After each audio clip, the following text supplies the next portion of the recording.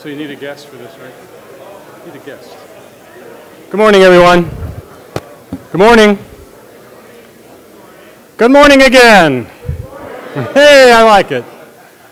My name is Ron Stout. I'm a professor here at Chicago-Kent, and I'm filling in for the dean this morning to welcome you all to our facility and to the 23rd Cali Conference. Cali Conference is a great event in my life. It has a great past. I was there in 1991. It came out of a sort of a mind meld between John Mayer and Tom Bruce. It was a conference called the Technoids Conference. It was amazing because it was put together in about 6 weeks. It was held at our old building, and we had representation from all over the country. It was an amazing outpouring of interest and enthusiasm from people who were doing technology in law schools to get together and share innovation, share the lessons that they'd learned. I do remember the most interesting sort of event at that conference, the network, which was very high-end at the time, to have a network, that John had installed for the law school went down as he stood, and he was sitting there trying to fix it, and he says, anybody in here know anything about networking? And like 40 people came up. It was terrible. It's also a great time for this meeting because of all the turmoil in the profession and in the academy that's going on. And you know, people are going to tell you, and they've told you year after year, that you are the future. You are the future of legal education, and we're relying on you to make something happen, to solve some of these terrible problems and difficult concerns that we're all facing in legal education. But I want to make a slightly different point. Over my neighbor's stove, there's a saying etched into the stone, and it said, "Today is the gift God calls the present." You are the present, and welcome to Chicago-Kent.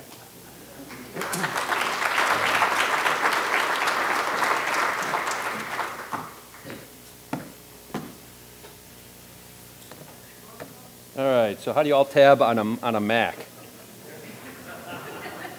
It's Command tab, right? You got it. Let's do this.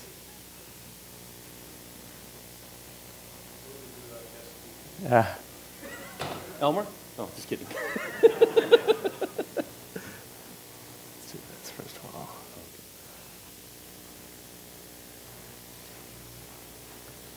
Okay. That's okay, I can get started. So, welcome to the 23rd Conference for Law School Computing.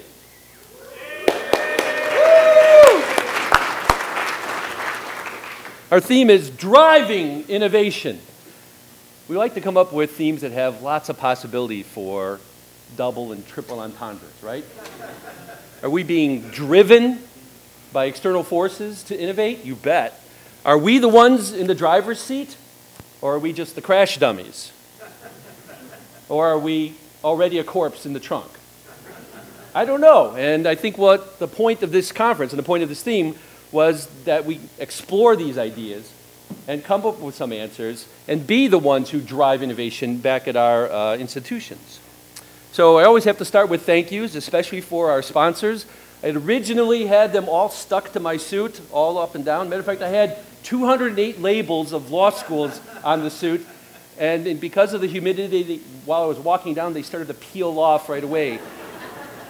I hope that's not a metaphor for the fickleness of membership. But I want to make sure that we call out these people. Thank you to B-Press and the Digital Commons and Bloomberg and Clio. Thank you to ExamSoft and Xtegrity. Thank you to Hein Online and LexisNexis and Thomson Reuters. And thank you to the Free Law Consortium, made up of Justia, Oye, Law.gov, and law.cornell.edu. Thanks, folks. Without you, we wouldn't have sponsors. I also want to thank Chicago-Kent College of Law. We've had more conferences here than any other law school, partly because I used to be the director of IT here, partly because it started here in 91, and then 92 we did like a two-conference thing in the old law school and then in the new law school, sort of what is that, law school makeover program. I guess we were doing reality shows before anybody else was.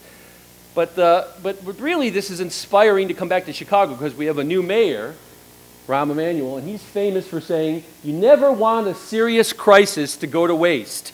It's an opportunity to do things you could not do before. You could not do them before. So if you're thinking of old solutions or ideas that are wild and crazy, that nobody has thought of, that you want to apply at your school, this is the time to do it. Faculty and administration are willing to listen to incredibly insane ideas about technology because they feel that they might, serve the purpose of dealing or averting this crisis. This is the chance to do that. And speaking of crisis, we're having a parallel session, collection of sessions on Saturday in co-sponsorship with Chicago Kent's Law Review and with the Center for Access to Justice and Technology, a symposium on justice, lawyering, and legal education in the digital age. I highly recommend that you check it out if you find the descriptions interesting. And now I got to deal with some housekeeping. So we're going to be having a reception tonight, and here's the picture of where we're going to have the reception, except 24 hours ago, that's what it looked like.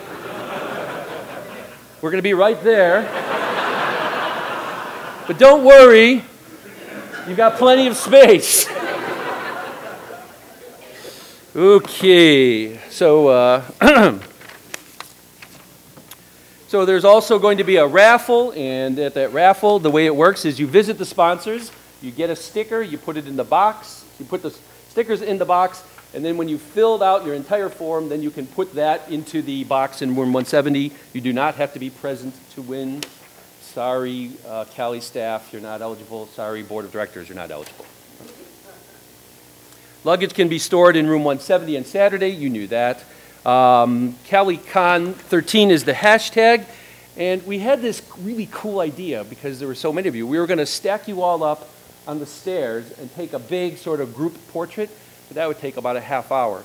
And so I got this idea that, what with social media and everybody carrying their own cameras around, I want you all right now to take out your phones and do a CaliCon selfie.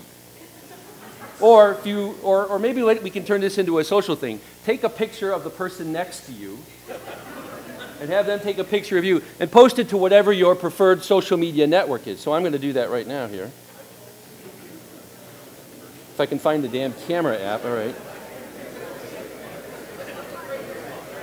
All right.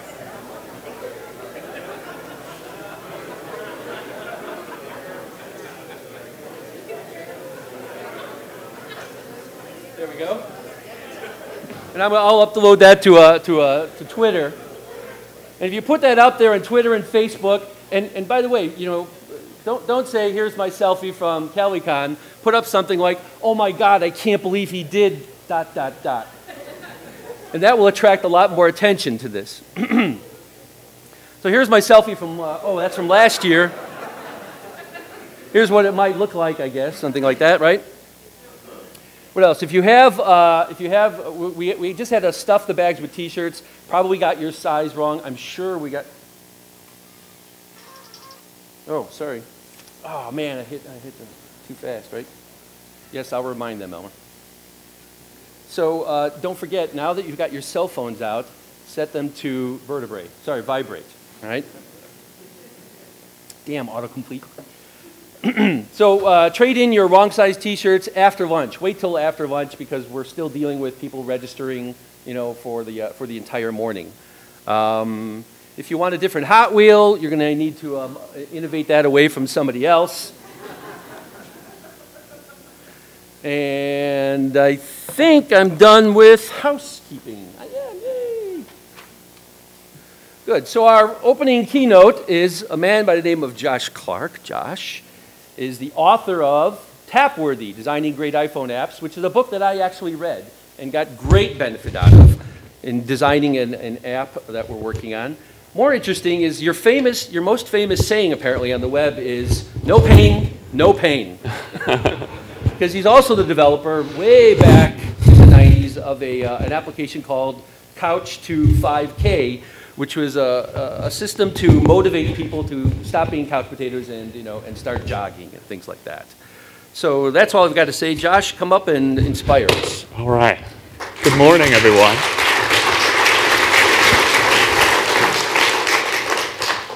come up and inspire us. That's like setting the bar low. Thanks.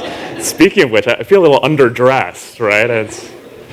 But I do have a flame retardant T-shirt on, right? So that's at least something.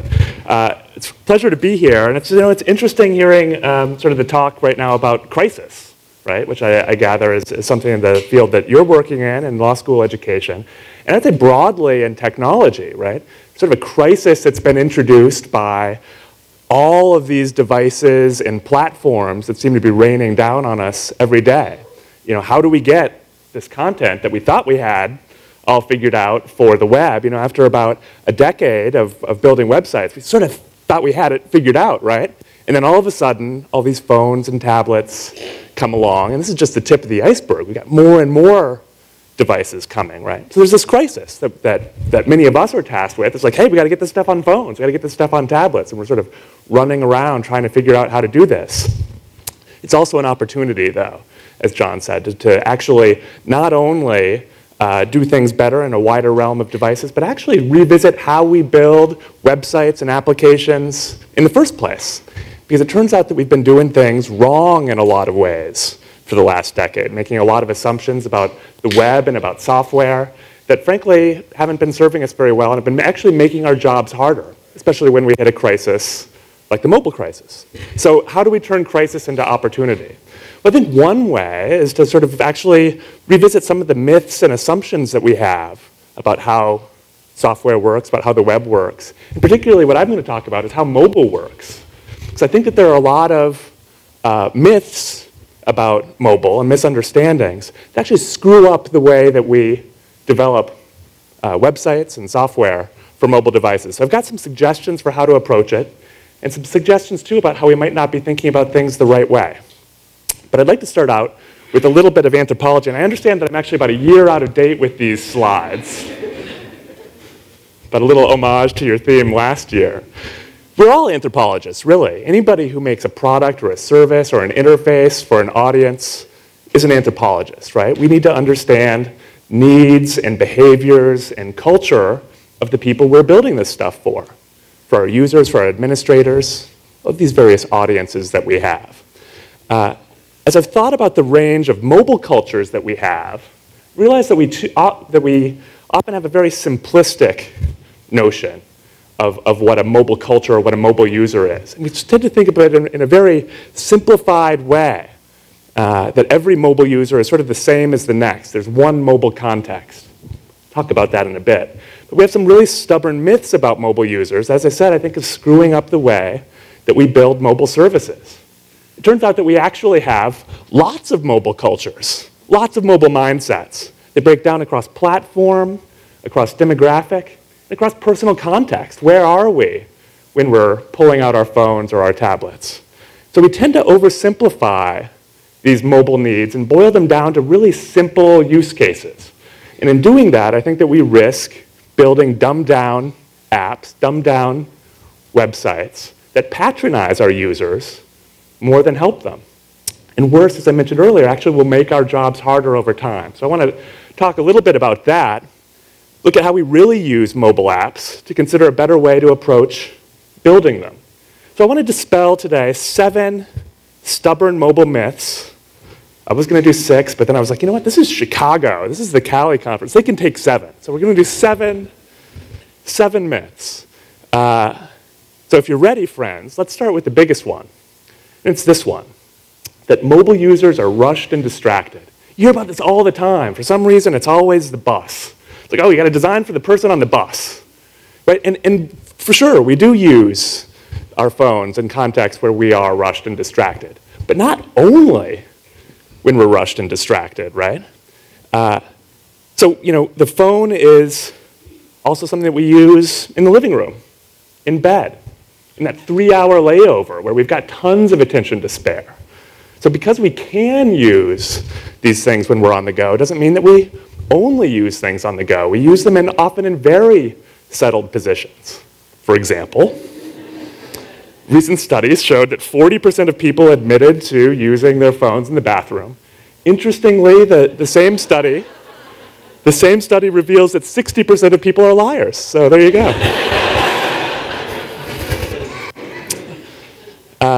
So we're not always in a rush on our phones, but the assumption leads to a relatively logical corollary, if you accept that original myth, that mobile interfaces should be the light version.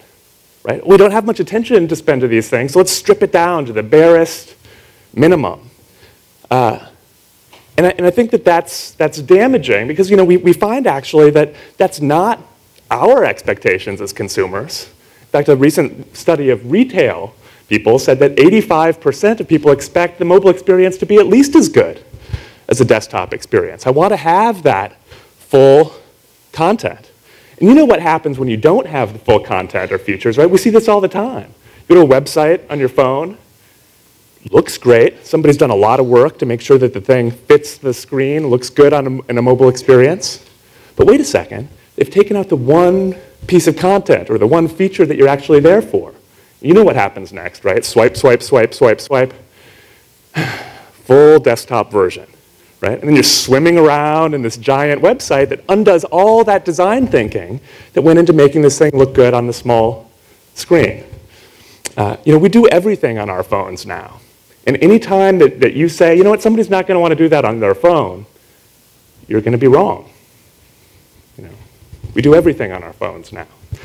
And that's not just, and the idea is, it's like, well, a lot of times it's sort of, what's the big deal? Someone can sort of go back to their desktop screen and do something, right? So that was sort of the assumption that went into some decisions that this company made, Alibris. If you're not familiar with Alibris, it's basically sort of like what Amazon was in the very earliest days, focusing just on books, CDs, DVDs, whatever those things are. And they, of course, had a mobile website. The thing that actually, though, makes Alibris special, the reason you would go here instead of Amazon, is the rare and collectible books. They've got this big network of private booksellers where you can go and find out-of-print books. But when they built their mobile website, look what's missing. No rare and collectible book section. The one thing that really makes them special as a bookseller, they removed from their mobile version. In an interview, the product manager here said, well, we did it on purpose. We did it for the benefit of our users. We wanted to provide the simplest possible experience on the phone because people are on the go, where they're not going to have the time to do an involved search for rare books. And more importantly, we don't believe that they're going to have sort of the mindset, the calm mindset to actually spend the money involved in a rare book. But friends, eBay sells over 2,000 cars a week through mobile devices. This is also where I find my private jets. Great deals on private jets there. Including several Ferraris a month, no kidding. So it's like the idea that we sort of make this assumption, oh, people have a certain mindset just because they're on a small screen, doesn't really tell us much. Every time you assume someone won't want to do something on mobile, again, you're wrong. So don't arbitrarily remove content. This, in this case, is denying a purchase to mobile users. You can't buy this thing through the mobile phone. You can't buy a rare book here. The core of their business, the thing that makes them different. And so again, you could say, well, what's the big deal, right? They could always just go back to their desktop computer and do the thing there, right? Just sort of logical. It's like, oh, okay, if we believe this idea that this is the companion experience, the phone, it's like, well, then go to the real computer and do it. The thing is, not everyone has a desktop computer. We're most familiar with that story when we talk about the developing world, right? We hear all this about, oh, people in India, people in Africa. The phone is sort of their computer. Turns out, you guys, this is very true here in the US, too. In fact, 31% of people who use the web on their phones, 31%, almost only use the web on their phones. It's a lot of people. It amounts to about 15% of US adults. 35 million people will only see your website through a small screen. And there's a digital divide issue here. This skews a lot toward people with low income. So if you have to make a decision of how many internet connections can I afford, how many computers can I afford, devices, internet-connected devices. If the answer is just one, people are choosing their phone. So it's not just that we use our phone to do everything now. For many people, it's the only way that we use to do things. So not everyone's so fancy that they have more than one device. These are the new computers, so we have to be expansive about the way that we think about the services that we offer through them. They're not just companions to the real experience, which gets us to this second myth, the idea that mobile is less. Again, as we begin to do everything on our phones, and for many people, a lot of people, only on our phones, mobile content and features should be at least at the same level as any other platform. So mobile is not light. Mobile is not less. So this happened. You guys might be familiar with this gentleman.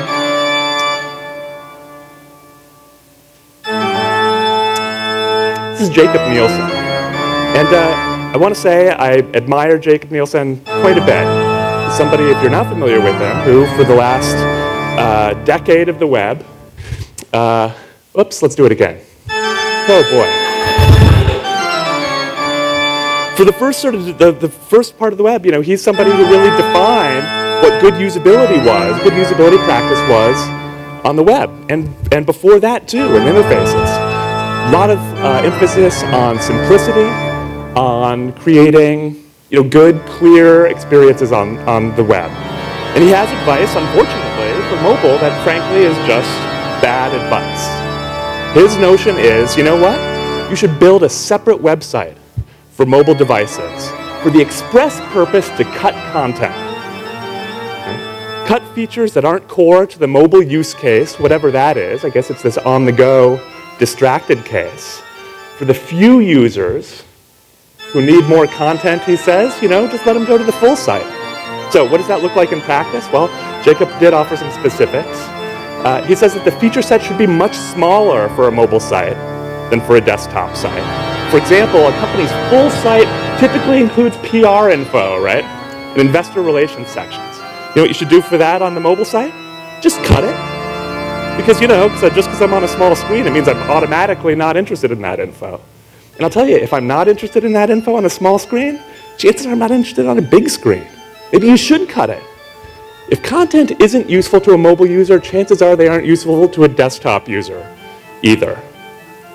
So this is, I would say, damaging to the web and to your users, this idea that it's just like, just cut content, cut it all down.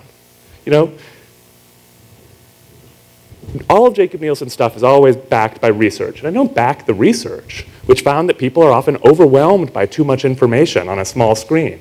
That makes sense. But I would say that the solution, the idea of just like, well, let's just cut that information instead of present it intelligently, is the real problem. So I'm going to talk a little bit about how to present complex information on a small screen, because that's really our job. I'll talk about that in a bit. The thing that he's doing here, I think is a really common thing, is to confuse context, device context, with intent. Using a small screen does not necessarily mean I want to do less. It's like saying that because this is a paperback book, authors should cut chapters out. It's just a format. It's just a paperback book. Doesn't mean that I want to do more or less. It suggests different use cases. I may take the paperback someplace that I wouldn't take the hardcover. But it doesn't mean that I want less content from it, right? So the mistake we often make with mobile is focusing exclusively on its unique characteristics.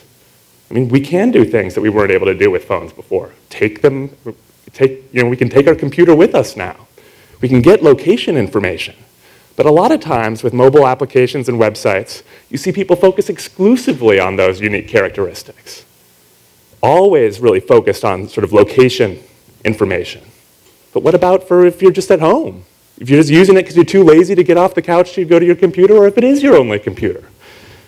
So we should enable those unique characteristics, but we shouldn't remove more traditional features as we do it. Just because I can use sensors, just because I can use it on the go, doesn't mean that I only want to use it that way.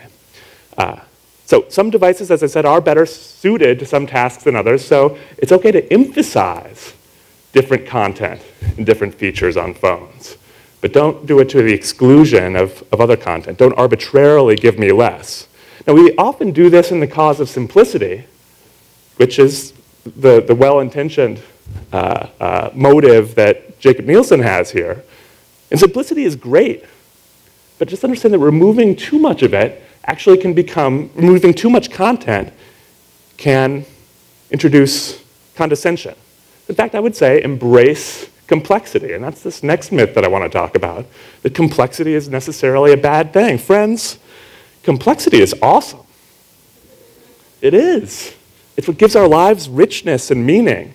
It's what lets us as technologists help our users, our customers, our students deal with complex issues. You can't solve a hard problem with a simple tool, right? It has to match, the complexity of our tools and applications have to match the complexity of the problem we're trying to solve. So people don't want dumbed down applications and websites. They want uncomplicated applications. There's a difference, right? It's a difference between being simple and being simplistic. It's a difference between being complex and being complicated. And it's easy to mix the two. So bucking the myth of the distracted user, that original kind of myth that all these other myths flow from, means figuring out how to create complex but comprehensible interfaces. Right? And sometimes that really just frankly starts with understanding, well, what's the difference? What's this complexity that I don't need, and what's the complexity that I do need? So let's start with the complexity I don't need. You're building an application to fly an airplane, right? You might start here. This seems like a logical thing. It's like, oh, let's match the real dashboard thing. When in fact, maybe most of your users just want to get here, right? How do you understand what the goal is, what they're really using the thing for, and help them to get there as quickly as possible? Now, some people, and this gets down to who's your audience, do want to be exposed to this complexity, right? Some people really do want to know. And if that's so, then great. But for the people who need a simpler experience, who actually don't really care about what's going on under the hood, this is sort of the better solution.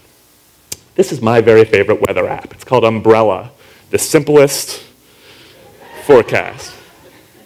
And it just answers the question, is it going to rain today? Do I need an umbrella? I am not somebody who follows the weather.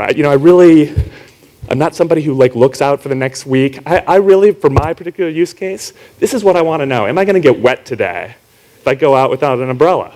Right? So this is great for me. This removes all the complexity to get just the thing that I want from a weather app. But for a lot of people, this wouldn't cut it. My stepfather, Ken, is like a weather nut. He watches the Weather Channel, 18 hours a day. He's crazy about it, right? It's all like, oh, what about that low pressure system over Brazil? How about that, huh? Makes me nuts. But for him, he would look at this and he wouldn't even recognize this as a weather app, right? Weather is so complex. And someone like Ken wants to be exposed to that complexity in its entirety, right? So to him, this is a patronizing, insulting, pretense of a weather app. So how can we make him happy? How can we get that complexity into the small screen? Let's take a look at, the way that AccuWeather.com handles it on the iPad is like this. And I'm not really sure that they handle complexity in the right way. First of all, kind of scary, right? Even the nice day is scary. But also too much information all at once, right? This is the main screen of the app, and it's choked with all this information. I don't know, do we really need to know what the wind speed and direction is going to be 5 or 6 days from now? Well, we might want to be able to get at that information, but do we really need it on first glance? The problem a lot of times with iPad apps is we have people expanding from small screens or crunching in from large screens.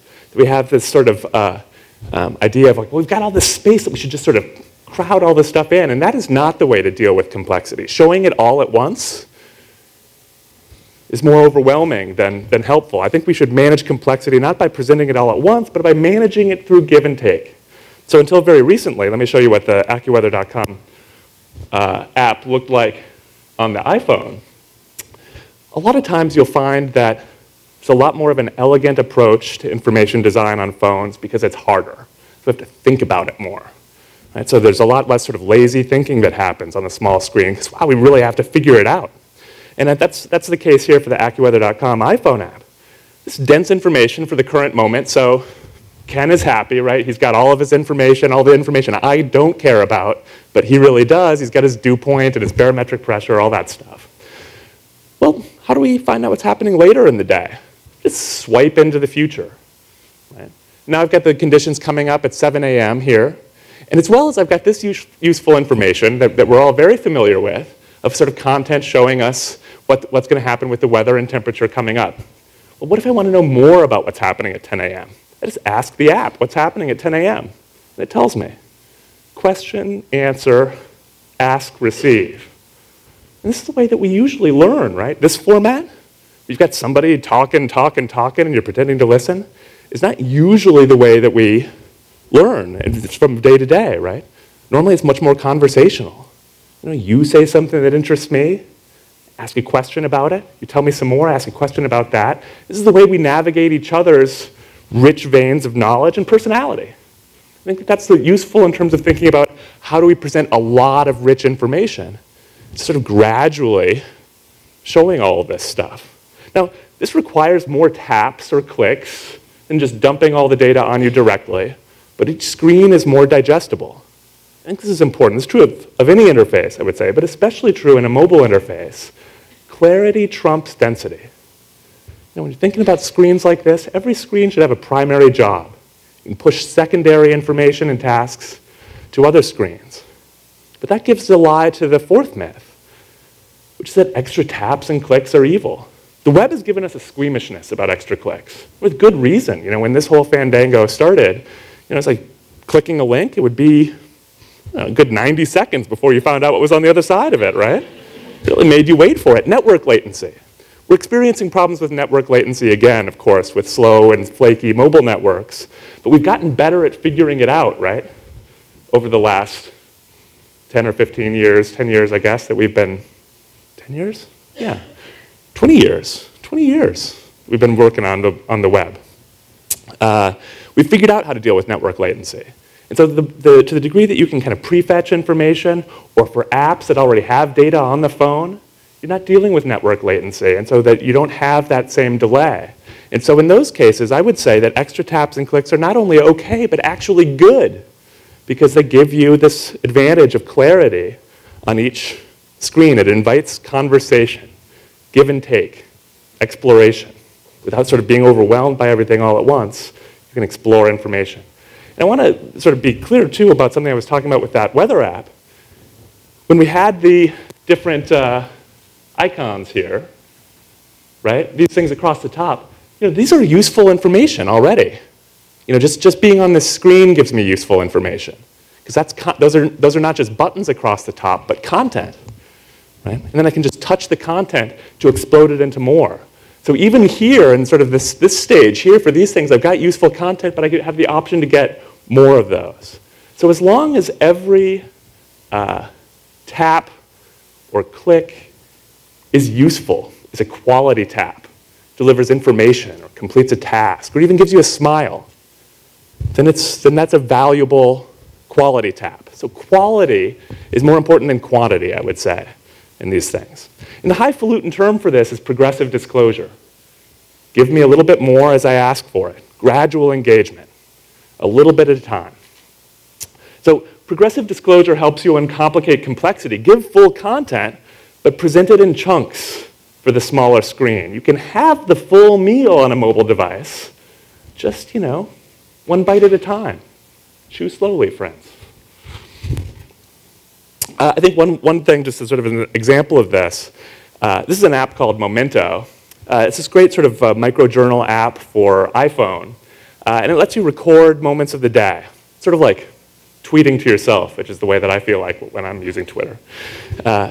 You can attach things to your moment here, so it's like little diary moments here. You can attach things, so you can put a contact or location, URL, tags, photos. So a lot like a Twitter client. You can even, rate your moment. Wow, great moment. But see what's happening here? As we've added all these controls, not much room for my moment, right? The content is completely overwhelmed by all these controls that I've got. This is often a problem when we want to add features, right? The more features we add, the more controls that we have. And this was particularly a problem for a lot of Twitter clients early on, where you just sort of had all, as Twitter started adding more and more features, the controls started to choke out the content. I think that several versions ago, back when Twitter was still called Tweety on the iPhone, they had a really sort of elegant way to get at this, where you would see, wow, look, this is all about the task at hand. This is just the primary task, right? I'm just posting a message. But back here, underneath this little thing, this was a little sneaky, is they had this character count button, which when you tapped it, would slide away the keyboard to show you all those other tasks. So primary task right up front, clarity more important than density, and then pushing these secondary features down below. Now the trouble with hiding things behind a hidden panel, of course, is you've got to make it obvious how you open the thing. And they hid the latch to the hidden panel, kind of here in plain view, but they found a lot of people weren't figuring it out. And they tried their best, right? They had this little arrow icon, they made it sort of buttony, trying to invite interaction. What they wound up doing, though, is instead of actually starting the thing, what they tried is starting the thing in this view and waiting a beat, and then the keyboard would slide up. So you always saw it, you understood this little thing would animate a little bit. So you always understood that there was sort of something there. Trouble was that after a while, it's like, I have to wait half a second every time I want to start tweeting, right? So I'd bring it up and I'd have to wait. Okay, now I can go. And so as you think about how you educate people about these things that are screen off, animation like this is super useful, but also you can think about when should I turn it off? I think the way that they should have done it is just waiting until the first time you touch this. Great, they've learned it. I don't have to do that animation anymore. And once you've demonstrated use, and that's something that I think a lot of our applications and websites aren't great about, but that video games, for example, are really great at, just paying attention to what you've done. What have you completed? What do you need to be educated about? What don't you need to be educated about? So all of this has sort of been saying a bit that, again, that mobile isn't less. It isn't the light version. The idea is not to arbitrarily strip out features and content. It's a matter of organizing and prioritizing that content. So in fact, rather than thinking that mobile means less, I suggest to you that the real question is, how can I do more? These devices can do more than traditional computers, packed with superpowers, right? All these sensors, camera, microphone, GPS, gyroscope for crying out loud. What are the opportunities that all these sensors can give you to sort of give more context to the tasks and information that you're providing? These give your app or your website superpowers, and that means they give your users superpowers too. So stop thinking about mobile content, I would suggest. Stop thinking about what people won't want on mobile, because again, you're going to be wrong about that. So instead of thinking about it in terms of a content problem, mobile content here, tablet content here, desktop content here, instead think about what are the device's capabilities? What can I do with that content on this specific browser? So in a web context, that means that you start with this basic website that will work anywhere on any device. And then you use this feature sniffing to figure out what kind of browser is this, to layer on mobile-only tools if it's a mobile device, touch interactions, location information, the camera for the mobile browsers that are able to get at the camera. Progressive enhancement, in other words, for these superpowered devices. So progressive enhancement of a single website, single web page for all devices, that brings us to the fifth myth, which is this idea that you've got to have a mobile website. And as I hope I've made clear, you do have to have a great mobile experience. But my suggestion here is that it's not necessarily a separate website. This is Jacob Nielsen's suggestion, right? You got to have a desktop website over here and a mobile website over here so that you can give people less. And look, you do need to have a great, your website does need to look good on any device. That's our job now, is to meet our users on whatever device they bring to the table. And there are more and more devices, which means that our job is getting harder. But desktop, phones, tablets, and voice. Voice is clearly coming strong. How does your website sound? Something that hopefully you guys have been concerned about from the start as you think about accessibility and things for users who have vision disabilities. Hopefully you're designing for screen readers. But now it's not just an accessibility issue, and it's a great opportunity for accessibility advocates. Because now, wow, everybody's interested in talking to their phones and talking to websites, right? So this is a great opportunity to think about, wow, all right, what is the Siri experience of your website? This is now a mainstream issue. And soon TVs, and devices, frankly, that we haven't even imagined yet. We aren't good at imagining what's coming next, right? If somebody had said to me 5, 6 years ago, hey, you know what's going to be a big thing? Glass phone with no buttons. Like, stupid. Get out of here. Stupid idea. Right? So it's like, even when it's right in front of us, we don't see this stuff. So and these innovations are coming faster and faster, crazier devices that we've got to figure out how to design for. And so for all these things, presentation should be different, but as I said earlier, not necessarily the content. So we do need great mobile experiences, but not a separate website, because there is no such thing as a mobile web. We talk about it a lot. Oh, mobile web, mobile website. We should serve the same fundamental content and features to all devices, but just enhanced to suit those specific devices, their capabilities, right? It means we can't think of different websites for different gadgets. The mobile web is not some independent thing. Don't think in terms of a mobile website. Instead, how is this single website experienced on mobile devices? So again, I think maybe it's useful to think about web experiences versus separate websites. This is the one web idea, and this is really cooked into the specification of the web itself, sort of suggesting, this is really core to the philosophy of the web. It should look good on any device. It's not about the user's context, in other words. Will they want this on the phone, won't they? Are they more or less valuable, this content on mobile?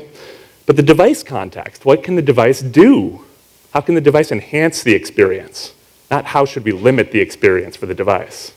If we build by thinking about progressive enhancement, layering on features onto a single website based on what the browser is able to do, we build using techniques of adaptive or responsive design, that's going to get us pretty far. So in an ideal world, responsive design is the answer. Right? You serve a single HTML page to all devices, and you use media queries to design for common formats. JavaScript feature sniffing to add on those features. Is it now, again, that's the ideal world. Is that something that we should really necessarily do for everything? Well, I would say don't necessarily be dogmatic. As with nearly everything in technology and creating user experiences, it depends. For tech reasons, for business reasons, for organizational reasons, politics, budget reasons, lots of possible reasons why responsive design might not be something you can tackle right now. You may need to have a separate HTML for just to get through technical challenges of just making this website work on phones versus work on desktop. But I would say that your starting point should always be, can we do this with one website? That should be your starting point, because that's the ideal. That's the place that we go. So unlike Jacob Nielsen, it's like your starting point should be, let's build separate websites for every device. I think our starting point should be like, prove why we shouldn't do it this way. But I think that there's a lot of religious fire around responsive design right now. Some people love it, some people hate it. Understand that it's a means, not an end, right?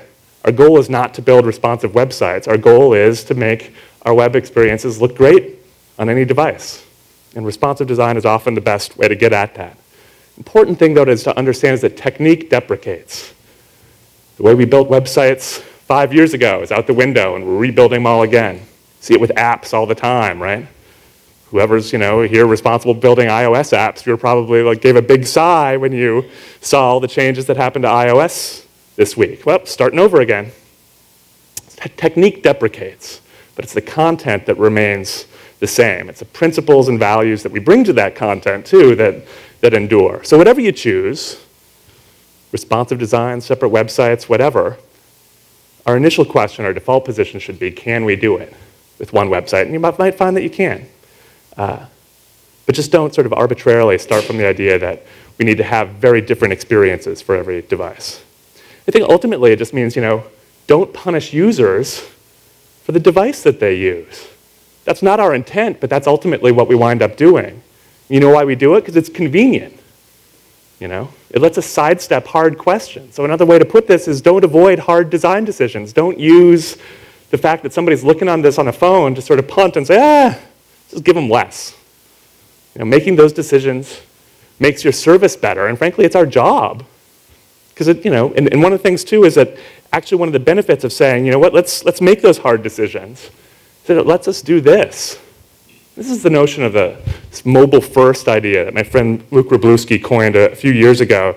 We start on the phone because it's hard to get rich, complex experience into the small screen. That filter lets us say, do we really need this stuff in the first place? Right?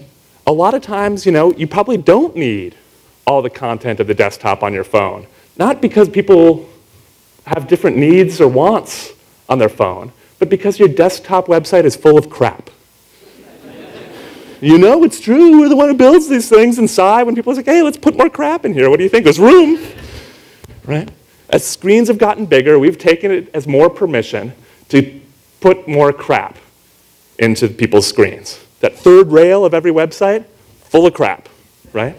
It's the utility drawer of the web, that third column, because we don't have anything more to say, but we got the space, so let's just fill it.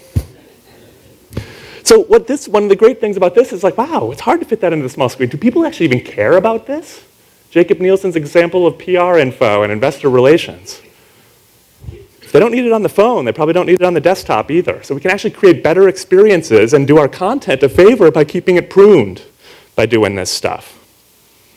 So focus and winnow content on all platforms, not because of the size of the screen, but because of user wants and needs, right? That's sort of what we're here to do.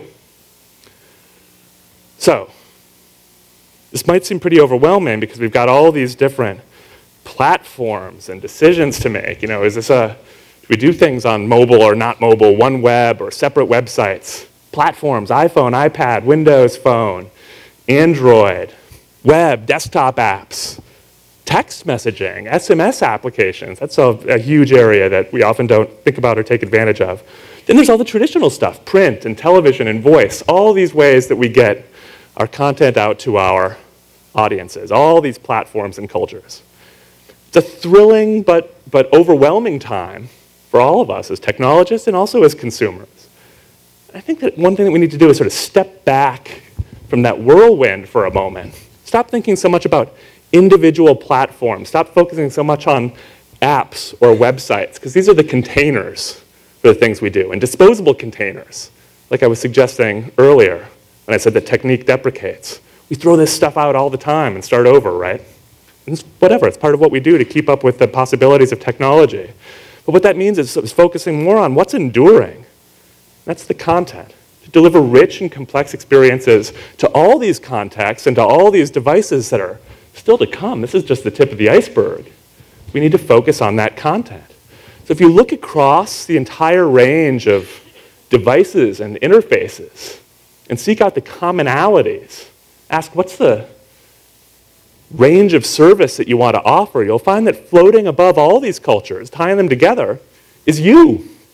It's your company, your goals, your service. And that's embodied digitally by the content, or more specifically in a technical sense, the API, the application programming interface. This is the real winner. It's not about web apps or native apps or one platform or another. The big boy in the room here is thinking about your interface as a spectrum of applications that plug into a single wellspring of service, of content. So our challenge, I think, just to keep our lives sane, instead of chasing after each new platform one at a time, is to think about building a common back end that can serve all these interfaces, that let us turn and pivot to each new technology that comes our way, to each device. So it's not exactly mobile first or desktop first. It's content and API first. Your API, the thing that actually plugs in the bridge between the content and the device. That's what has to come first, content and API first. So this is this sixth myth, and it's a big one. Apps, apps, apps, apps, apps. That's what has us running crazy. And if you're a web partisan, I would say it's not about websites either. What we do, though, we tend to focus on one container at a time because that's what occupies us. That's the project that we have in front of us, right? Oh, we're building this app, we're building this website. And this is what our audiences see, so naturally it's important to focus on. It is important to focus on that. But I think it's important to also understand that an app isn't a strategy, right? It's just an app. In fact, your product is not an app or a website.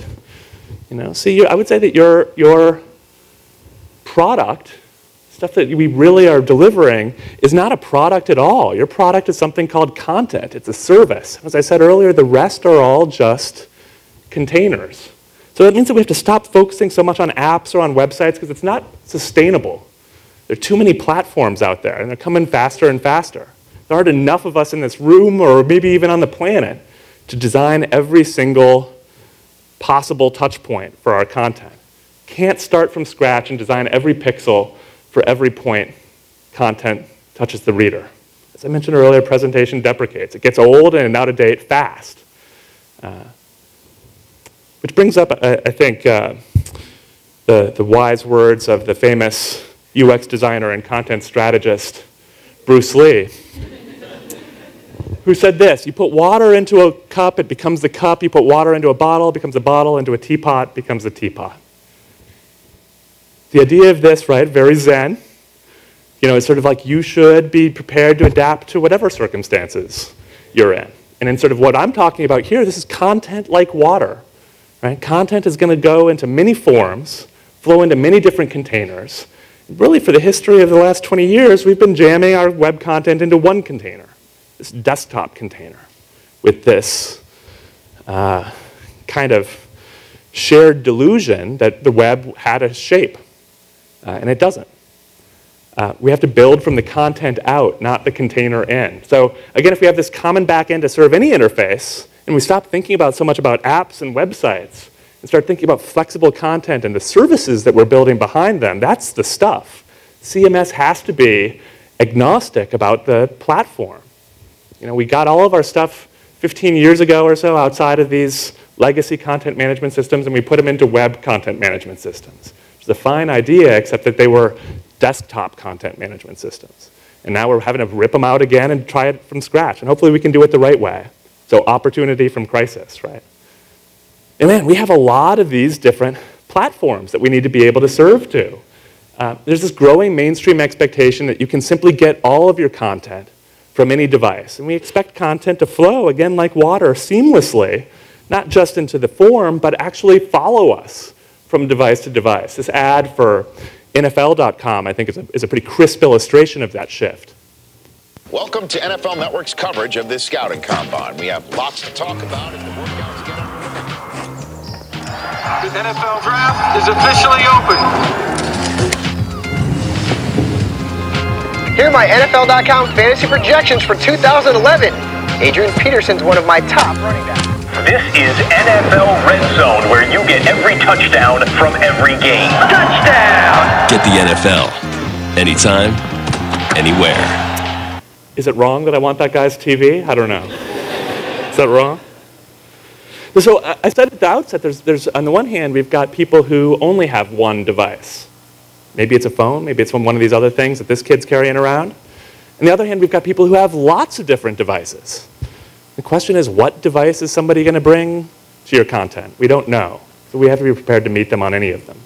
But more importantly, we also have to be prepared to continue to meet them as they come to us with a different device. When I say that there's this real mainstream expectation that that's going to happen, you just look at really popular products like Netflix or Kindle, where you start the content, for example, for Netflix on your TV, maybe watching it on a TV box or Xbox or something like that, and then you want to finish the movie in bed on your iPad or on your phone. And it just starts at the same frame where you were at before. It just follows you from place to place. Same with Kindle books, where you just can, whatever device you're on, same page, right? I want my stuff everywhere. And this expectation is only going to grow as it gets cooked into more and more popular platforms, like this one, for example.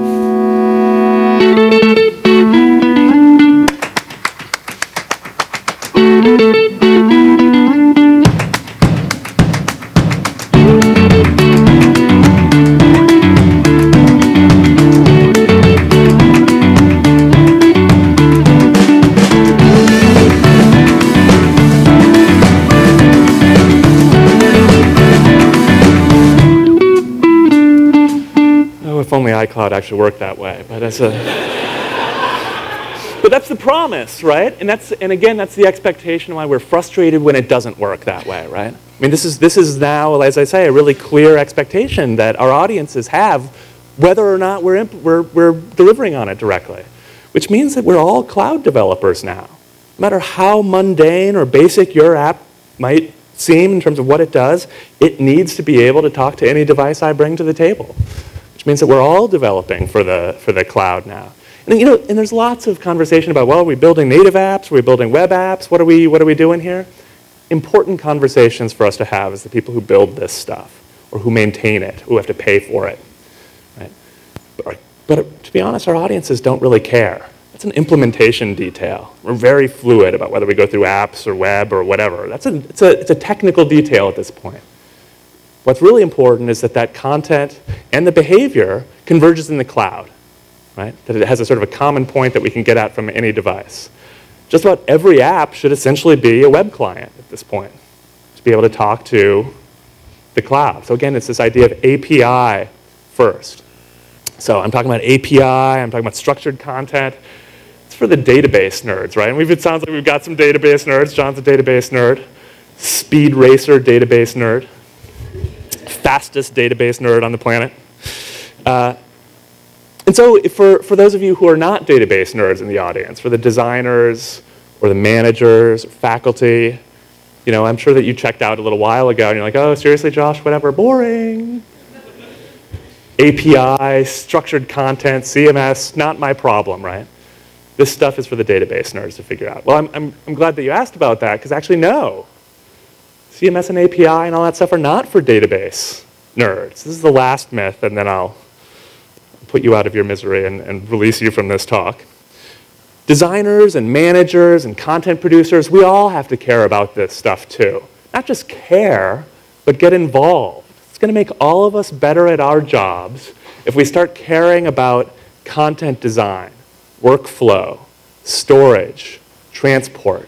Because what I'm really talking about here is how can we maintain some kind of creative control in this incredibly turbulent, chaotic technology environment that we find ourselves in.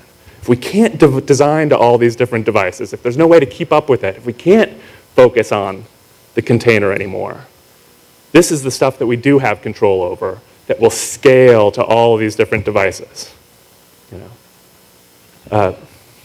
Young designer in New York, the 19-year-old kid, Ethan Resnick, said this to me one time, and it sort of knocked me back on my heels. He said, metadata is the new art direction. And what he means here is not that data replaces art direction. Art direction and design as important as ever. When you look at the companies that are highly successful right now, when you look at an Apple, one of the most valuable companies on the planet, it's design that's put them apart, right? That stuff is really important. That experience is really important. So it's not that it replaces art direction. It's that we have some sort of cold data that can somehow replace that, but it does inform it, right? So that metadata is an incredibly important palette for us now as editors, as designers, as content producers. So if we structure our content well, you'll get a foothold of creative control in this, again, chaotic world of connected devices. You'll have the hooks and flexibility that you need to put the content where you need it on the specific device, to style it how you want it in ways that are, again, appropriate to the device. And friends, that's creative control.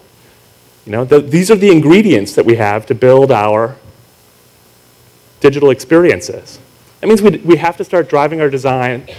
We have to start driving our design skills down the stack into the content itself. And as I've said, a lot of times we've been leaving this to the database designers who've been shouldering this work alone. Well-intentioned, but not necessarily understanding the whole picture. So we have this case where it's sort of like, hey, I want to be able to put this content over here, and the database says, yeah, sorry, we don't have that indexed, can't do it. If we had been involved, if everyone had had sort of some involvement in the design of the content earlier, which is ultimately the design of the ingredients that we have to cook our digital experiences. Wow, that's a terrible metaphor. That's how we want to get involved. Now, what's also interesting is that if we do this right, we can actually get the robots to help us build our stuff. Right? So let me give you one example, and then I'll close here. It's the Guardian newspaper, and like a lot of newspapers, a huge amount of editorial judgment is cooked into the design of their front page, right? Stuff that we know just from the conventions of print, how it works. That we have this is sort of the number 1 story, this is the number 2 story, number 3, and even though they're at the top of the page, we understand that this is 4, 5, and 6, right? When they were doing the layout of this, the editors of the design have said, hey, what are the most important stories? We're going to place them according to where we go. A lot of times when we get away from print, though, we sort of lose that priority. It's not part of the system. This is sort of a judgment that was put in one place, in an InDesign file, and lost to other platforms. So you'll get things like, oh, let's just show reverse chronological order, I guess. We'll show the latest stuff first. Or we get editors to manage every other platform, right? So here's the Guardian's iPad app. And as you'll see, it looks very different. It's much more in keeping with their digital design, but it has the same basic flow here. Number 1 story, number 2, number 3. There's more stuff on the iPad front page and on the print front page, but you'll see it's all still represented. And they didn't do this by having a separate editor for everything. They had the robots not only use but manage the metadata that went into this. So they took an automated script to analyze the InDesign files, which are just XML under the hood, for placement and size to derive priority. And then the robots put that into the content management system so that then when the robots went to build this page, they could do it automatically using the same priority. So the editors can still continue to use this platform, which is where they're most comfortable and where they can do their thinking. And the robots take that and do the right thing elsewhere. So the result is this app that's uniquely iPad but carries the meaning and values of print. You know, I think a lot of times when we move from platform to platform, we think that our goal is to repurpose the design. You see this particularly in the publishing world. Just like jam that same print design into the iPad. But our job is actually to repurpose the content. It's not the design that you want to repurpose. We don't design pixels. We design content. Right? So the real win for business value, for creative control, for empowering customers, for empowering our audiences, is to create content strategies and design strategies that are not tied to any single presentation. Because it's not your app strategy, your mobile strategy, your desktop strategy, your web strategy. You know, it's just plain strategy. How do we get this stuff out there? It's just the web. All right, so let's sort of see how we've done what we've done here. Just, you know, mobile is not rushed. It's not distracted. We do use things this way, but we use them for everything now, which means that mobile can't be less. We have to be able to embrace complexity in that case and understand the difference between when we're making things complex and rich and when we're just making them complicated, sort of understanding the difference between the two. Part of that is also understanding that tap quality is more important than tap quantity. This idea of progressive disclosure, that clarity trumps density in a mobile experience. You don't need a separate website. There is no such thing as a mobile web or a tablet web or a desktop web. It's just the web. You've got to be able to give full access to everybody no matter what device they use. One good thing, though, about starting with the phone in particular is because it's hard work. Is this stuff really important? That if we start with the phone experience for design, that a lot of times that will give us smarter decisions for other platforms, give us more focus.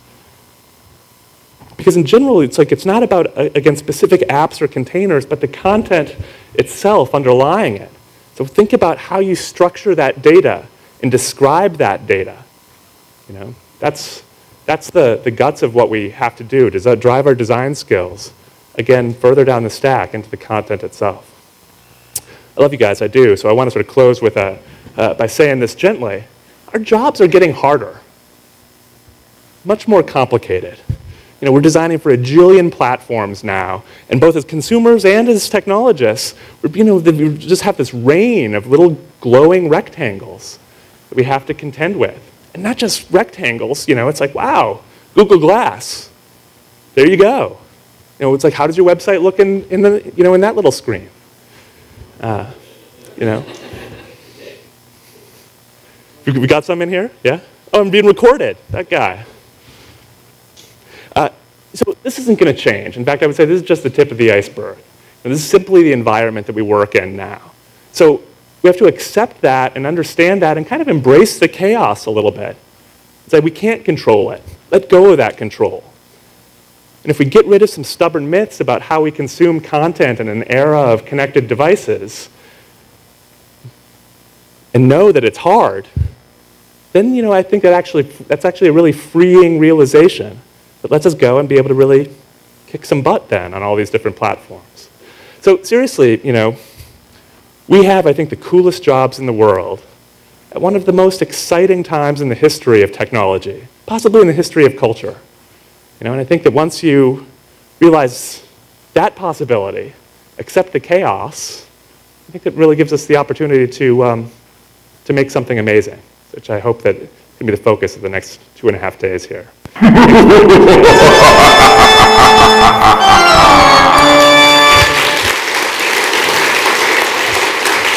Thanks a lot.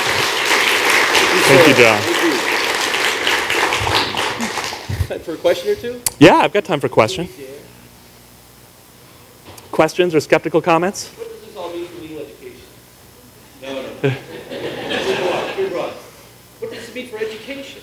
Yeah, I think that it's especially important for education that we get this right, especially if you think about the digital divide issue that I mentioned earlier, which is just that, not everybody has, the same type of device. And that as we think about, let's be as fair and just and equal with how we provide content to these different devices, that is a kind of justice, if I may use the word, in a room of legal scholars that I think we have to care about. Yeah.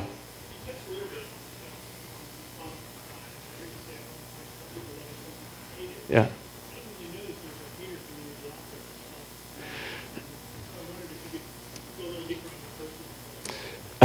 I'm good friends with Ethan Marcotte, who coined the phrase, and he is constantly asked by people who are sort of like, isn't this sort of overblown? Isn't this kind of a thing? And particularly there's this skepticism, I would say, when people bring up web apps. And it's like, oh, you can't do a web app with responsive design. You can't do this or that with responsive design. And I think that there is often in the geek community, of which we are part, often sort of a skepticism about something that is seen as being hyped. And one of the reasons that responsive design is being hyped is that it was a real realization that we've been doing things wrong, of trying to design for a single output. But also that it's, wow, this is a good solution. But it's also hard. It's hard to do. Responsive design is something that is very elegant in its theory. But wow, when you get into the nuts of it, it's like, wow, it really is a hard thing to do. And so I would say that there are some people who will say, wow, it's hard to get this to be performant and to get it right and to build. It takes longer, so we shouldn't do it at all. And all those things are true, but I think that the work that goes into it to get it right, to deal with the performance issues, to do the hard work of making it work at all these different things, repays once you kind of actually do it. So I think that there's a sort of a general skepticism and pushback to that sort of change in the wind. And sometimes with good technical reasons behind it as well. One more question. Yeah. Yes, sir.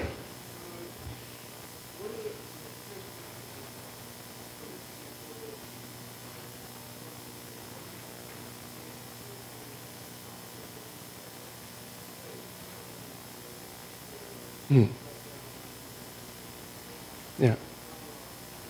Right.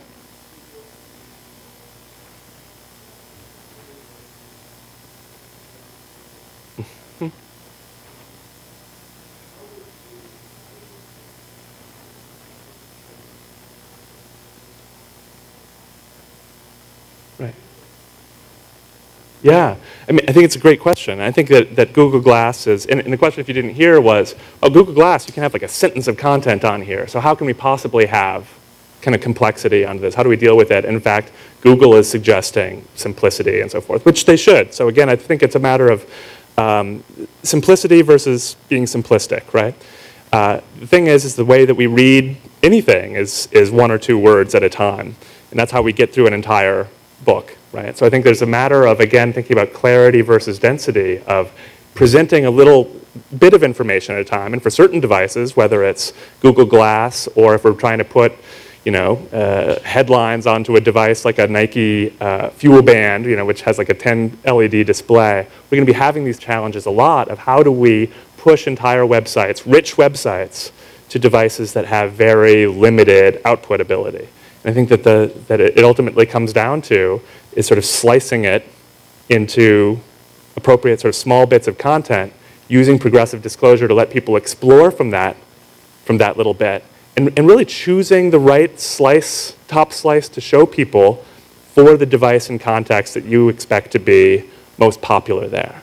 So in other words, I think that the top level experience that you're describing for what Google is encouraging is exactly right. Keep it simple, make your courses of action very clear, and anticipate what the core use cases are going to be. But I think that as you sort of think about having that narrow top, doesn't necessarily mean that you can't go deep, but it's a matter of sort of, again, requesting that additional information. And so understanding how can we simplify and sort of abstract the content and information at the top level, but allow people to go further down. That makes sense. Thanks so much, everyone. Thanks so much. Wait.